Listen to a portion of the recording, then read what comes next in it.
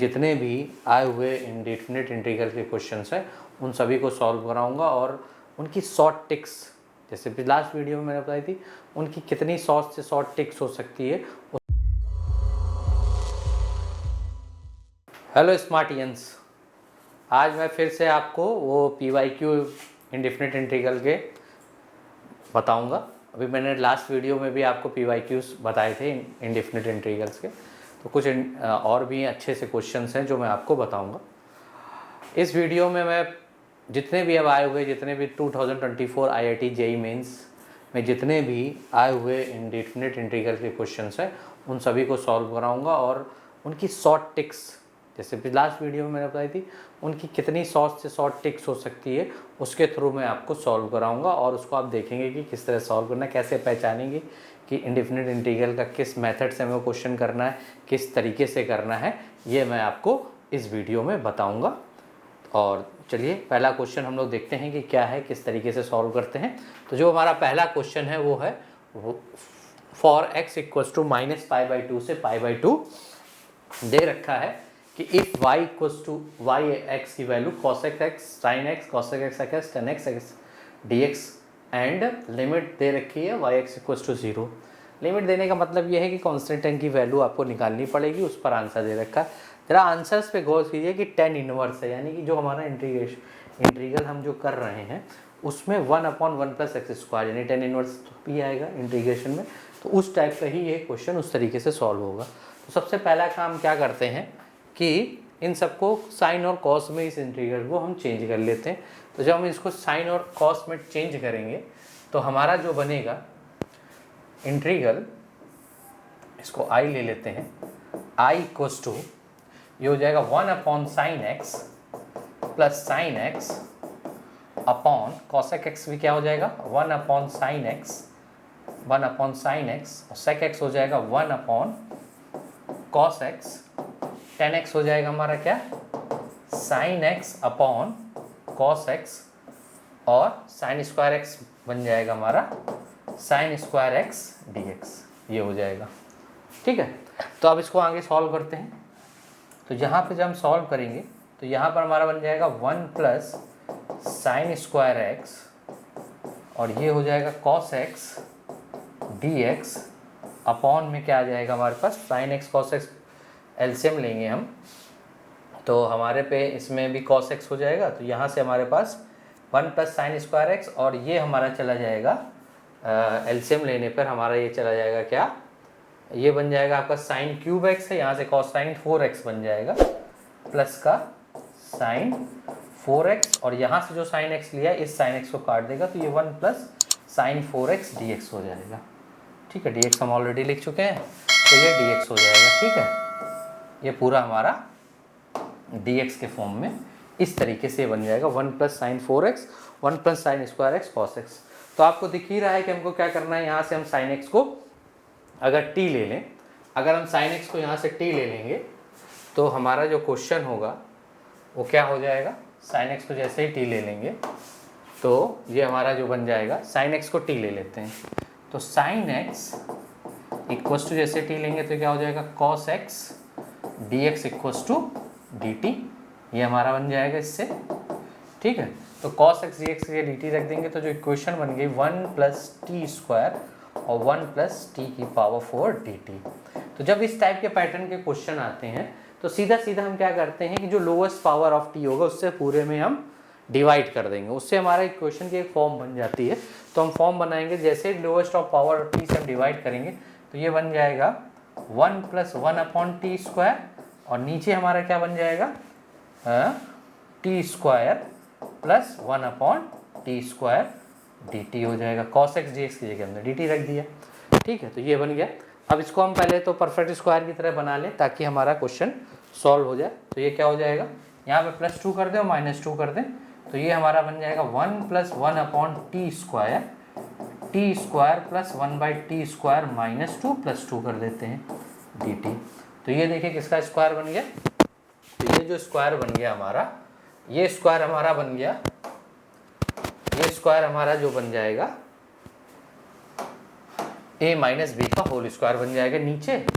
तो ये हमारा पूरा जो इंटीग्रल हो गया वो हो गया इंटीग्रल 1 प्लस टी स्क्वायर, तो 1 प्लस 1 अपॉन टी स्क्वायर, ये बन गया t माइनस 1 बाई टी का whole square plus 2 d t. अब इसको आप t मान लीजिए, तो हम जैसे इसको t मानेंगे t minus 1 by t equals to k मान लेते हैं, तो ये हमारा क्या बन जाएगा 1 plus 1 upon t square d t equals to d के।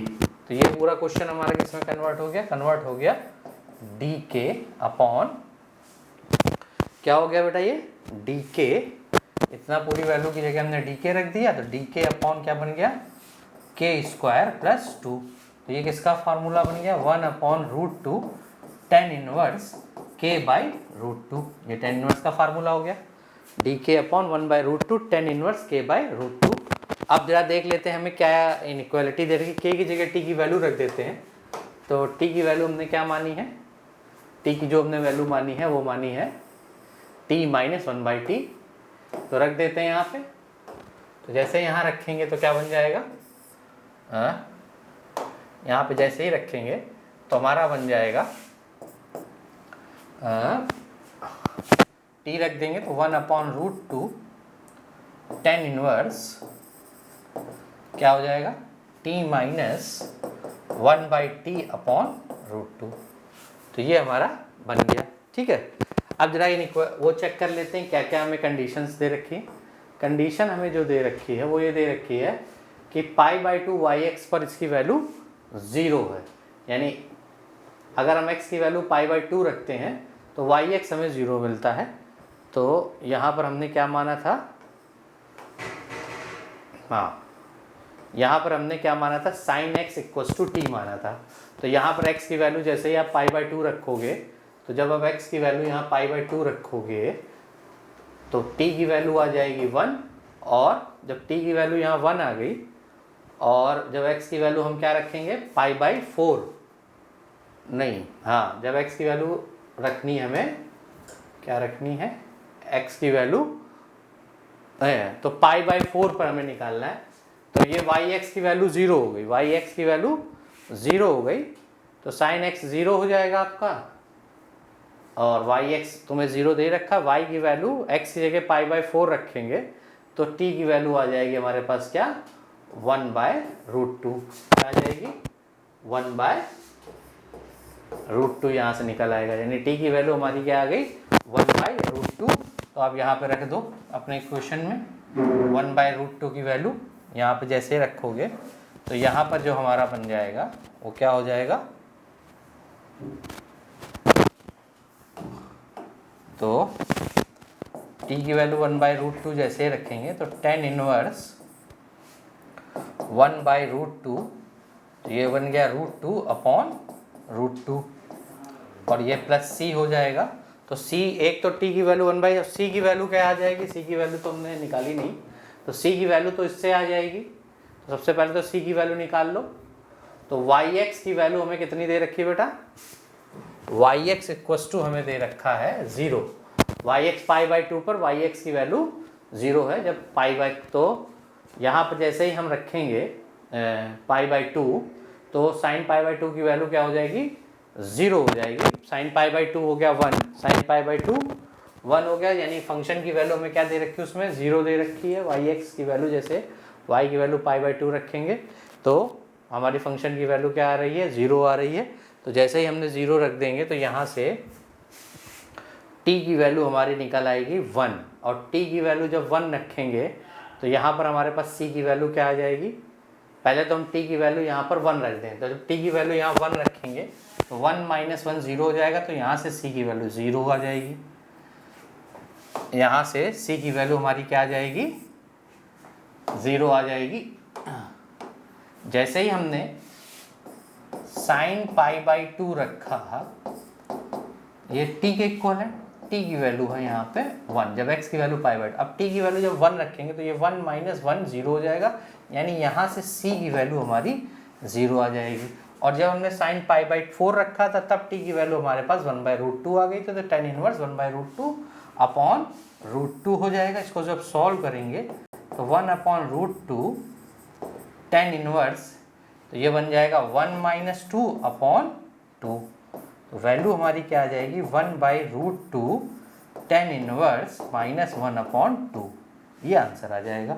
और इसको जरा मैच कर लेते हैं, कहीं आंसर है ये हमारा गिवन है, जरा देख लेते हैं।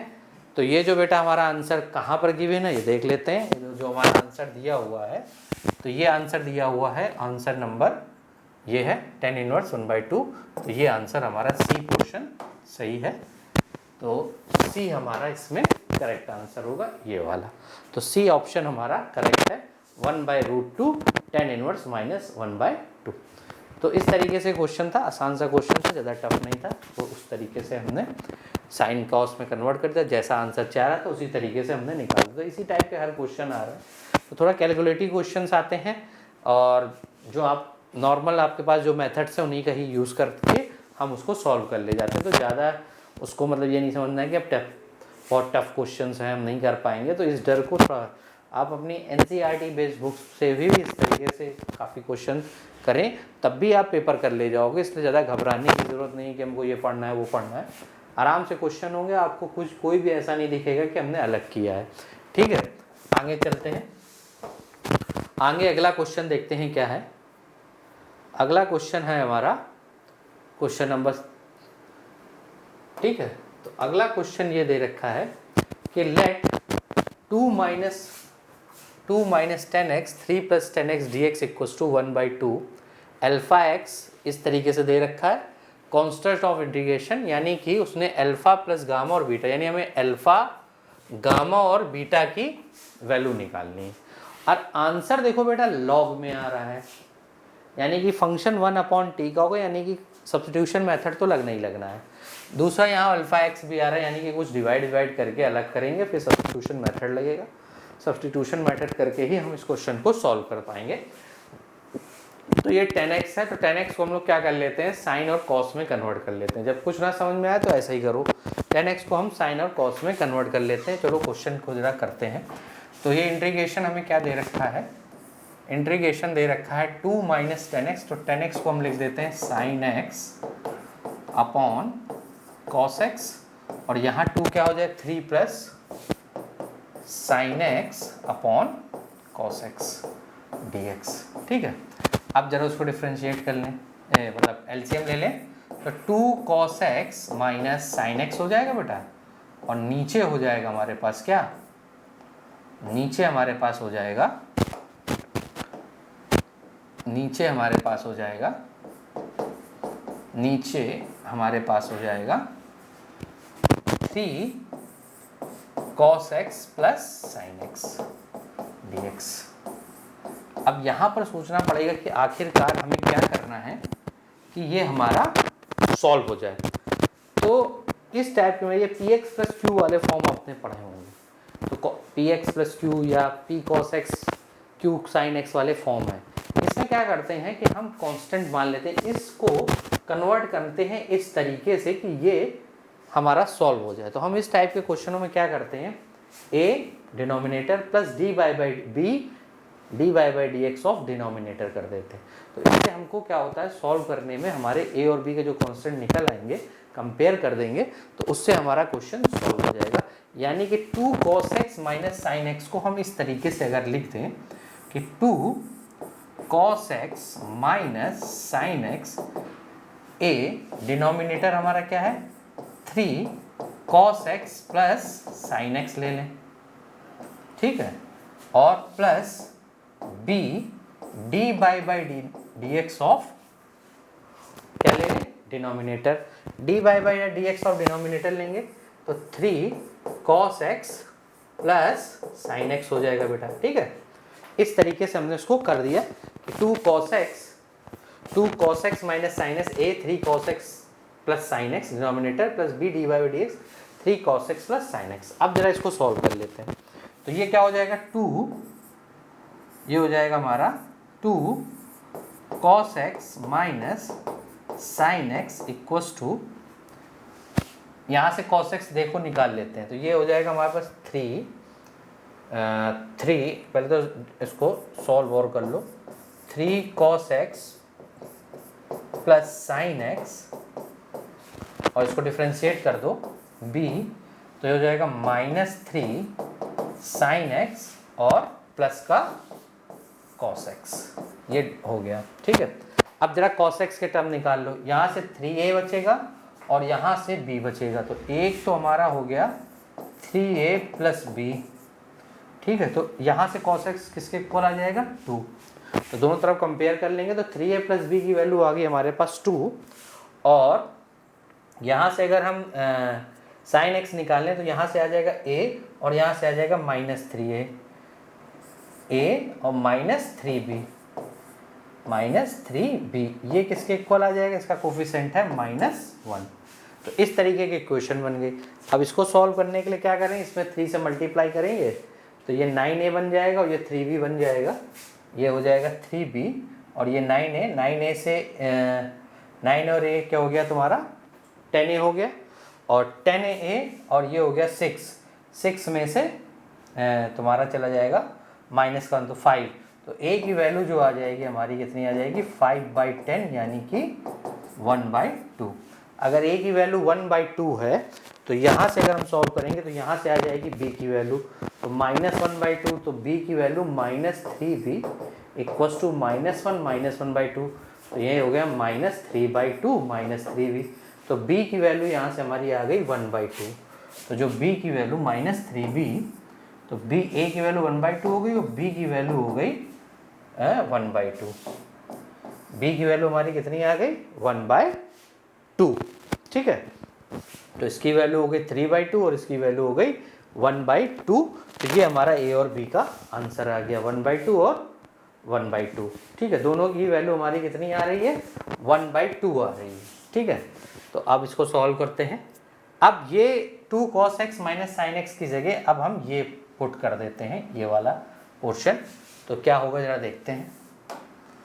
जैसे ही वाला क्वेश्चन हम पुट करेंगे तो ये पोर्शन हमने 2 cos x minus sine x की जगह पुट किया, तो हमारा इंटीग्रेशन जो चेंज हो जाएगा वो कैसे हो जाएगा,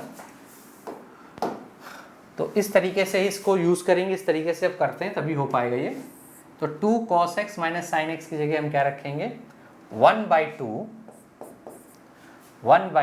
3 cos x plus sine x, 3 cos x plus sine x.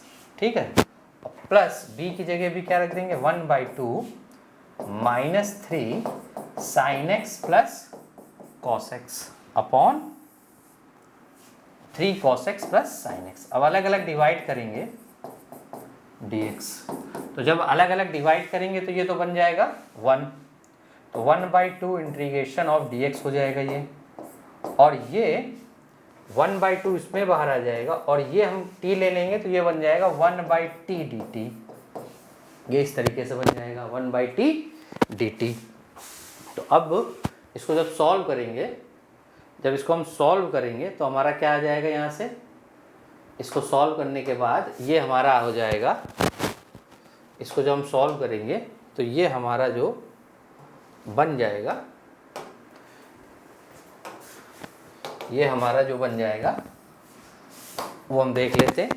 तो ये हो गया हमारा x/2, ये क्या हो गया x/2, और ये बन जाएगा 1/2 ln क्या हो जाएगा 3 cos x plus sine x plus C. ठीक है, अब क्वेश्चन क्या है जरा हम देख लेते हैं। क्वेश्चन हमें क्या दे रखा है, क्वेश्चन में हम अल्फा बीटा की वैल्यू देख लेते हैं, प्लस सी है, तो अल्फा की जगह तो 1 है, तो अल्फा की वैल्यू 1 हो गई, बीटा की वैल्यू 3 हो गई, गामा की वैल्यू, तो अल्फा की वैल्यू अपने क्वेश्चन से जरा देखें तो हमारे पास अल्फा की वैल्यू हो गई, अल्फा की वैल्यू हमारे पास क्या हो जाएगी बेटा 1/2 है, 1/2 कॉमन ले लेंगे तो अल्फा की जगह आ जाएगा 1, अल्फा की जगह हमारे पास आ जाएगा 1, अल्फा की जगह आ गया 1 और बीटा की जगह आ गया 3 और गामा की जगह 1, नहीं बीटा साइन एक्स है बेटा, तो बीटा भी 1 हो गया, बीटा 1 हो गया और गामा भी 3 हो गया, और हमसे वैल्यू किसकी पूछ रहा है alpha plus gamma by b, तो अल्फा है 1 और गामा है 3/1 यानी कि आंसर आएगा 4, तो 4 ऑप्शन ये है। तो ऑप्शन नंबर हमारा कौन सा हो जाएगा बी करेक्ट हो, ए करेक्ट हो जाएगा, ए की वैल्यू क्या हो गई 4। तो इस टाइप के क्वेश्चन को हमने इस तरीके से हम सॉल्व कर देंगे, तो हमारा ऑप्शन हमारे पास आ जाएगा। ठीक है, तो ये इस तरीके से क्वेश्चन होगा, तो आंसर हमारा आ गया 4। तो इस तरीके से ये हमारा नेक्स्ट क्वेश्चन था जो सॉल्व हो गया है, और बहुत ही आसान क्वेश्चन, इसमें कुछ भी नहीं किया है, सीधा वैल्यू मानी और सॉल्व कर दिया है। चलिए नेक्स्ट क्वेश्चन को देख लेते हैं, नेक्स्ट क्वेश्चन कैसे सॉल्व करेंगे। तो नेक्स्ट क्वेश्चन हमारा क्या है वो भी देख लेते हैं। नेक्स्ट क्वेश्चन है हमारा, ये दे रखा है नेक्स्ट क्वेश्चन। ठीक है, तो नेक्स्ट क्वेश्चन भी देख लिए।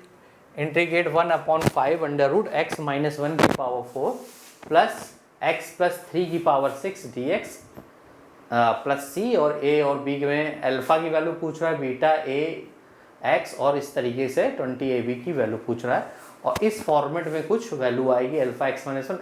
तो देखो यहाँ से हमें ये समझ में आ गया है कि x - 1 हमको यहाँ पे क्या चाहिए, x - 1 अपॉन x + 3, यानी कि ये x - 1 अपॉन में हमें किसी तरह x + 3 लाना है, और फिर हम t मानकर इस क्वेश्चन को करेंगे, तभी ये हमारा आंसर आएगा। देखो ये इसमें सीधा सीधा लिखा है कि x - 1 अपॉन x + 3 है। अल्फा बीटा जो भी आएगा वो हम बाद में देख लेंगे, लेकिन इतना तो यहाँ से क्लियर हो गया आंसर से कि यहाँ पे x - 1 अपॉन हमें x + 3 करना है। तो चलिए क्वेश्चन करते हैं, कैसे करेंगे। तो क्वेश्चन हम चालू करते हैं। तो ये हो गया, हम क्या करते हैं कि इसको ओपन आउट कर देते हैं।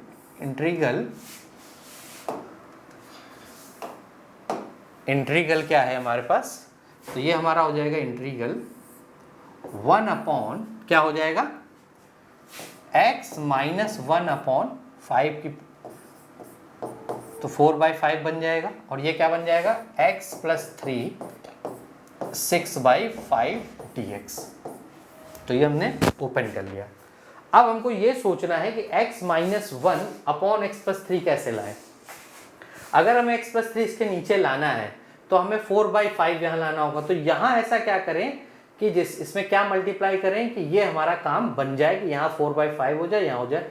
तो इसको हम क्या करते हैं, अगर हम x/4 को यहाँ लेंगे तो इससे 4/5 अगर सब्ट्रैक्ट करेंगे तो ये पावर 2 बचेगा, पावर का 2 बचेगा। तो ये जो कन्वर्ट होके हमारा बन जाएगा, ये इस तरह बन जाएगा कि 1 अपॉन x - 1 अपॉन x + 3 की होल 4 कर दिया 4/5, और यहाँ जो बचा वो बचा x + 3 की पावर स्क्वायर dx। ठीक है, तो ये हमारे पास बचा इतना।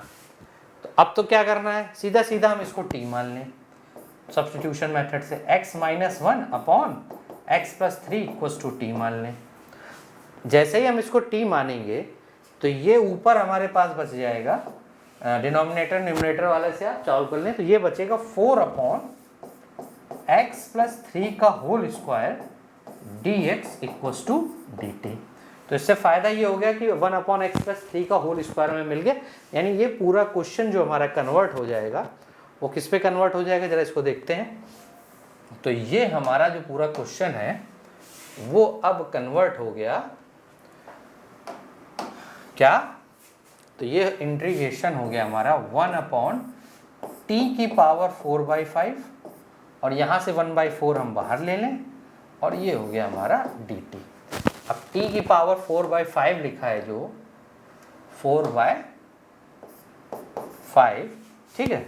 अब इसको जरा हम इंटीग्रेट कर दें तो क्या हो जाएगा 1/4 t की पावर -4/5 + 1 हो जाएगा, और -4/5 + 1 हो जाएगा। ठीक है, और प्लस c, यही तो हो जाएगा। तो जरा देखो ये यहाँ तक आ गया 1/4 अपॉन समथिंग 1/4, और इस पर सीधा सीधा t की वैल्यू रख देंगे जो हमने t माना था। तो ये हो जाएगा हमारे पास 1/4, यहाँ से बच जाएगा, एलसीएम लेंगे तो ये हमारा बच जाएगा 5, यहाँ से आ जाएगा इंटू 5 हो जाएगा, यहाँ पे t की वैल्यू हो जाएगी x - 1 x + 3 की पावर 1/5 + c। ठीक है, तो अब क्वेश्चन के अनुसार हम कंपेयर कर लेते हैं। क्वेश्चन के अनुसार हम कंपेयरिंग करेंगे तो हमारे पास जो वैल्यू है वो क्या है, तो यहाँ से कंपेयर करेंगे तो यहाँ से हमारे पास क्या क्या आ गया, अल्फ़ा की वैल्यू हो गई 1, बीटा की वैल्यू हो गई 1, और a की वैल्यू हो गई हमारे पास 5/4, और b की वैल्यू हो गई 1/5। तो ज़रा यहाँ अल्फ़ा अल्फ़ा की वैल्यू है 1, बीटा की वैल्यू भी है 1 और प्लस 20 ए की वैल्यू है 5/4 और बी की वैल्यू है 1/5। तो ये 5 से 5 कैंसिल, ये 4 5 ज़ा और 5 + 1 1 2 7। तो आंसर हमारे पास बेटा क्या आ जाएगा, 7 आंसर आ जाएगा। तो ये हमारा इसका करेक्ट आंसर होगा, इसका आंसर क्या हो जाएगा, 7 हो जाएगा। ठीक है, तो चलिए हम लोग नेक्स्ट क्वेश्चन देख लेते हैं। नेक्स्ट क्वेश्चन क्या है हमारा, तो नेक्स्ट क्वेश्चन की तरफ बढ़ते हैं। नेक्स्ट क्वेश्चन हमारा क्या है कि integration cosec cube 5x dx को इस तरीके से alpha cot x cosec x और अल्फा यानी 10x log 10x/2, ये कॉसेक एक्स का फार्मूला होता है इंटीग्रेशन में, मतलब कॉसेक एक्स आएगा तो log 10x/2 तभी आ रहा है। और c और अल्फा बीटा ये दे रखा है, then the value of 8 alpha plus beta की पूछ रहा है। तो इस टाइप के क्वेश्चनों को बेटा हम बाई पार्ट से करते हैं और उसको डिवाइड कर देते हैं। एक ऐसा कोई फंक्शन बना लेते हैं जिसका इंटीग्रेशन हो, तो cosec cube x cosec square x में इसको हम डिवाइड कर देंगे। तो ये कैसे बन जाएगा जरा देखो, जैसे हम डिवाइड करेंगे तो ये हमारा हो जाएगा integral cosec cube x cosec square x dx हो गया। ठीक है, तो फर्स्ट सेकंड फंक्शन लगा देंगे, तो जैसे ही ये फर्स्ट फंक्शन की तरह काम करेगा और ये सेकंड फंक्शन की तरह। तो फर्स्ट सेकंड में हम इसको क्या करेंगे, तो फर्स्ट को तो ऐसे ही रखते हैं, तो ये हो गया cosec cube x cosec square x का हो जाएगा माइनस कॉट एक्स। ठीक है, फिर माइनस लेंगे, इंटीग्रेशन इसको डिफ्रेंशिएट करेंगे तो 3 कॉसेक स्क्वायर एक्स हो जाएगा और फिर कॉसेक एक्स का क्या हो जाएगा, cosec x cot x, cosec x cot x और कॉस स्क्वायर एक्स का डिफ्रेंशिएशन क्या हो जाएगा बेटा, कॉट एक्स हो जाएगा। ठीक है, कॉट एक्स हो जाएगा और ये इसका भी एक माइनस रहेगा और इसका माइनस, वो माइनस माइनस प्लस बन जाएंगे और ये dx हो जाएगा। ठीक है, दोनों के माइनस माइनस प्लस हो जाएंगे, इसमें माइनस नहीं लिखा है, दोनों प्लस हो जाएंगे। अब इसको और सॉल्व कर लेते हैं, इसको i मान लो, i मान कर ही करेंगे तभी कर पाएंगे। तो ये हो जाएगा cosec cube x cot x minus में, ठीक है, और यहाँ पे हो जाएगा -3 बाहर ले लेते हैं, तो ये बन जाएगा कॉसेक क्यूब एक्स और कॉट स्क्वायर एक्स को भी कॉसेक में ही लिख दो, कॉसेक स्क्वायर एक्स -1 dx।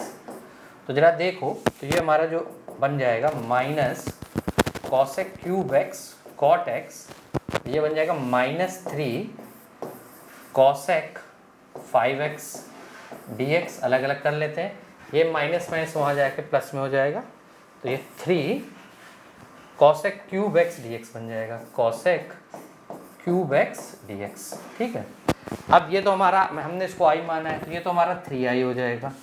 तो ये हमने हो जाएगा cosec cube x dx -3i plus 3, इसको भी ब्रेक कर लो, इसको जब ब्रेक करोगे तो ये किस में बन जाएगा, ये बन जाएगा 3 कॉसेक क्यूब एक्स, तो इसको हम लिख सकते हैं cosec x cosec square x dx। ठीक है बेटा, तो हम एक काम करते हैं, उसको अलग से सॉल्व कर लेते हैं, उसका अलग से वैल्यू निकाल लेंगे तो जल्दी हमें समझ में आ जाएगा कि हम करना क्या चाहते हैं। तो इसको हम थोड़ा सा अलग से ही सॉल्व करके i1 मान के कर लेते हैं, तो इससे हमें क्लियर हो जाएगा कि हम कर क्या रहे हैं। तो इसको हम पूरा i मान लेते हैं, i1 मान लेते हैं, कॉसेक क्यूब एक्स dx को cosec square x cosec x dx कर लेते हैं। तो ये फर्स्ट फंक्शन हो जाएगा और ये हमारा सेकेंड फंक्शन हो जाएगा। अब इसको जरा सॉल्व करो तो क्या आ जाएगा, ये हो जाएगा cosec x minus of cot x, ये आ जाएगा, फिर माइनस इंटीग्रेशन कॉसेक एक्स का होता है cosec x cot x, cosec x cot x minus में और इसका भी माइनस आएगा कॉट एक्स dx हो जाएगा। ठीक है बेटा, फिर वही काम करते हैं, तो ये हो गया हमारे पास minus cosec x cot x और ये बन गया हमारा कॉसेक एक्स, तो ये हो जाएगा कॉसेक क्यूब एक्स हो जाएगा dx और यहाँ से आ जाएगा हमारा इंटीग्रल कॉसेक स्क्वायर एक्स -1 था तो कॉसेक एक्स से मल्टीप्लाई किया तो कॉसेक स्क्वायर एक्स, तो ये प्लस में आ जाएगा, प्लस में क्या बचेगा, कॉसेक क्यूब एक्स हो गया कॉसेक एक्स dx हो गया। ठीक है, इसका इंटीग्रेशन तो हमारे पास हो गया log 10x/2। ठीक है, ये प्लस c और लगा दो यहाँ पे और ये हमने मान लिया इसको i1। ठीक है, और ये हमारे पास है minus cosec x cot x और एक I1 हमारे पास यहाँ था, तो ये I1 और ये I1 मिलके बना दिए हमें 2I1। 2I1 की वैल्यू आ गई minus cosec x cot x plus log 10x/2 plus c, यहाँ से ये आ गया। ठीक है, तो I1 की वैल्यू उठा के रख देंगे। तो जब हम I1 की वैल्यू उठाकर यहाँ पर रख देंगे cosec क्यूब x में, तो 3/2 हो जाएगा, 3 से मल्टीप्लाई है तो 3/2 minus cosec x cot x और 3/2 log 10x/2 हो जाएगा। तो ज़रा हम इसको सॉल्व कर लेते हैं। तो जैसे हम इसको सॉल्व करेंगे तो ये हमारा क्या बन जाएगा, यहाँ से देख लेते हैं। तो ये हमारा बन जाएगा, हमारे पास तो ये है, ये 3i है, यहाँ से भी हम 3i को उठा के, ये 3i हो गया बेटा, 3i इधर आ जाएगा तो ये हो जाएगा 4i। तो ये 4i, तो 4i इक्वल्स टू हमारा बन जाएगा क्या, हमारा 4i इक्वल्स टू, हम ले लेते हैं, हमारा बन जाएगा 4i इक्वल्स टू एक वहाँ पे पहले already minus cosec x cot x था, तो minus cosec x cot x। ठीक है, एक यहाँ से आ जाएगा 3/2 करके, तो minus 3/2 cosec x cot x। ठीक है, एक cosec x cot x यहाँ से आ जाएगा, शायद ऊपर पावर में था, ऊपर हमारे पास किस में था, cos क्यूब x में था, क्यूब x है सो क्यूब कर लो, तो ये हमारा क्यूब में था बेटा, तो ये हमारा क्यूब में आ जाएगा। तो cosec क्यूब x है ये, cosec cube x cot x, cosec cube x, ये 3/2 cosec x cot x हो जाएगा, और ये हो जाएगा 1/2 प्लस का 1/2 यानी 3/2 बन जाएगा, log 10x/2, log mod 10x/2 plus c। तो ये हमारा पूरा पोर्शन हो जाएगा। अब यहाँ से 4 से डिवाइड कर देते हैं, या और यहाँ से कुछ कॉमन है, cosec x cot x common ले लेते हैं, i minus cosec x cot x common ले लेते हैं, तो minus cosec x cot x को जब हम कॉमन ले लेंगे तो हमारे पास क्या बचेगा, यहाँ से cosec, यहाँ से बचेगा cosec स्क्वायर x बचेगा, और क्या बचेगा बेटा, और हमारे पास बचेगा प्लस का 3/2, प्लस का 3/2, और यहाँ पर जब डिवाइड करेंगे तो ये हो जाएगा 3/8 log ln mod 10x/2 plus c, ये हो जाएगा। ठीक है, तो ये i और यहाँ से 1/4 आ जाएगा पूरे में, यहाँ पर भी, तो यहाँ पर भी 1/4 कर देते हैं। ठीक है, तो इस तरीके से हमारा क्वेश्चन आ गया। अब हम जरा अपने आंसर से इसको कंपेयर कर लेते हैं कि हमारा आंसर क्या है। तो 1/4 हो गया है, जरा कंपेयर कर लेते हैं। तो जब हम कंपेयर करेंगे तो क्वेश्चन कह रहा है ये है, तो अल्फ़ा की जगह तो cot x cos x हमने कॉमन ले रखा, cosec स्क्वायर x 3/2 आ रहा है, प्लस बीटा log इन 10x। तो अल्फ़ा और बीटा की वैल्यू हमारी क्या हो जाएगी, तो यहाँ से हमारी अल्फ़ा की वैल्यू जो आ जाएगी, तो हमारी अल्फ़ा की वैल्यू हो जाएगी -1/4, अल्फ़ा की वैल्यू हमारी क्या हो गई, -1/4, और बीटा की वैल्यू हमारी क्या हो जाएगी, बीटा हमने क्या माना, बीटा है 3/8, तो बीटा 3/8 हो जाएगा। और हमको वैल्यू किसकी चाहिए, 8 अल्फ़ा प्लस बीटा की।